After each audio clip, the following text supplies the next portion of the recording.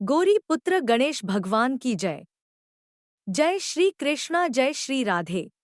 जीवन में कभी भी अहंकार नहीं करना चाहिए। जरूरी नहीं है कि आज जो आपके पास है वह कल भी होगा। अपने अंदर जरा सा भी अगर अहंकार आने लगे तो स्वयं ठाकुर जी हमसे दूर हो जाते हैं। ठाकुर जी को स्वार्थ भक्तों की ही जरूरत है, अहंकारी की नहीं। श्री कृष्ण भगवान द्वारका में रानी सत्यभामा के साथ सिंहासन पर विराजमान थे। निकट ही गरुड़ और सुदर्शन चक्र भी बैठे हुए थे। तीनों के चेहरे पर दिव्य तेज झलक रहा था।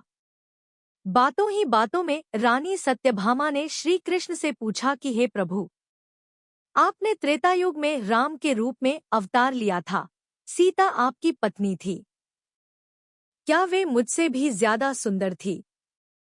द्वारकाधीश समझ गए कि सत्यभामा को अपने रूप का अभिमान हो गया है। तभी गरुड़ ने कहा कि भगवान, क्या दुनिया में मुझसे भी ज्यादा तेज गति से कोई उड़ सकता है?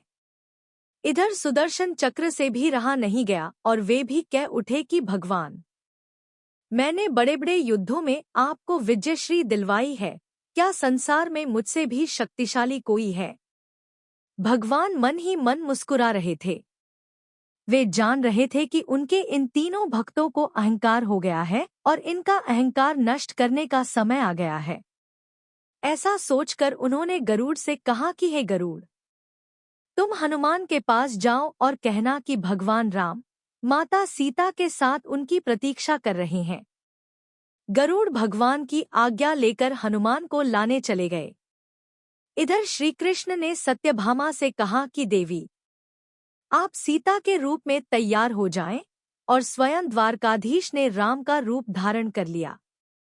मधुसूदन ने सुदर्शन चक्र को आज्ञा देते हुए कहा कि तुम महल के प्रवेश द्वार पर पहरा दो और ध्यान रहे कि मेरी आज्ञा के बिना महल में कोई प्रवेश न करे।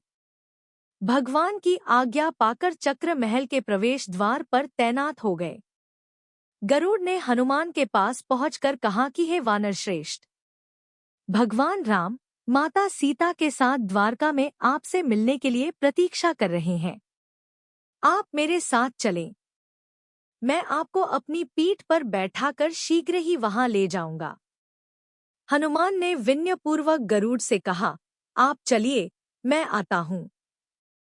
गरुड़ ने सोचा, पता नहीं यह बूढ़ा वानर कब पहुंचेगा।